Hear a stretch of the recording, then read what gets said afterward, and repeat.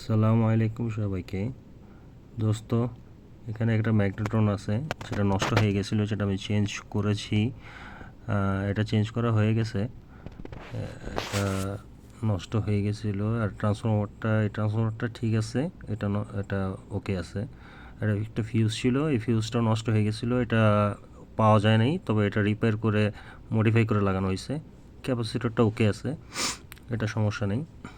ফ্যানটা নষ্ট হয়ে গেছিলো, ফ্যানের মোটরটা, এটা চেঞ্জ করা হয়েছে, নতুন মোটর লাগানো হয়েছে ফ্যানের। আচ্ছা, আর হচ্ছে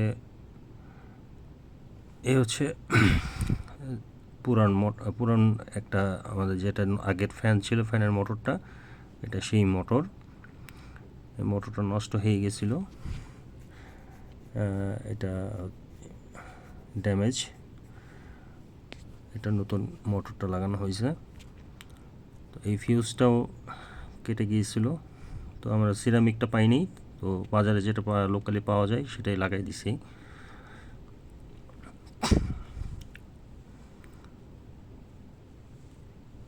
আর এখানে ক্যাপাসিটরটা হয়তো চেঞ্জ করা লাগতে পারে। আচ্ছা, আমরা এটাও এখন চালিয়ে দেখব।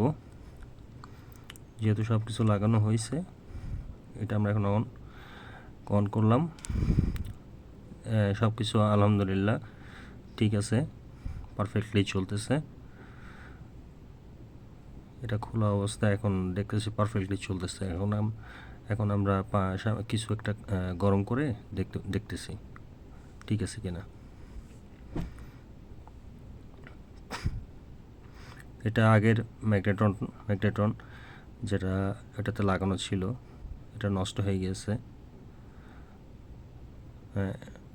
এটা নষ্ট হয়ে গেছে, তাই ওইটা নতুন চেঞ্জ করা হয়েছে। নিজের ওভেনটা নিজেই ঠিক করলাম। একটা পানির পট দেওয়া হয়েছে ভিতরে। আচ্ছা, আমরা এখানে একটা পানি দিলাম।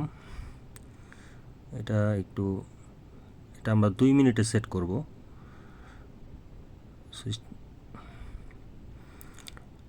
এটা 2 মিনিটে সেট করলাম। 2 মিনিটে সেট করার পর আমরা 2 মিনিট পর দেখব পানিটা কি পরিমাণ গরম হয় বা গরম হয় কি না। তার আগে বলে নিই, এটার মূল সমস্যার কারণ হচ্ছে ওই ফ্যান বা ওই ফ্যানের মোটর যেটা নষ্ট হয়ে গিয়েছিল। হ্যাঁ, ওই নষ্ট হওয়ার কারণে কিন্তু এতগুলো পার্টস আমাদের ড্যামেজ হয়েছে।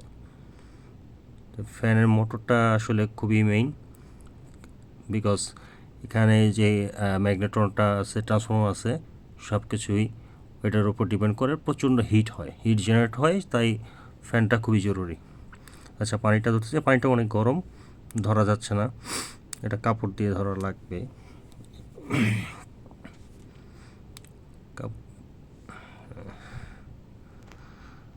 কাপড়টা দিয়ে ধরলাম। হ্যাঁ, দেখা যাচ্ছে যে কি পরিমাণ ধোঁয়া উঠতেছে। তো ধোঁয়া দেখে বোঝা যাচ্ছে যে কি পরিমাণ এটা গরম হয়েছে। এটাতে আমরা ডিম সিদ্ধও করতে পারবেন ইনশাল্লাহ। এই হিটে ডিম সিদ্ধ হবে। ওকে, সবাই সুস্থ থাকবেন। আল্লাহ হাফেজ।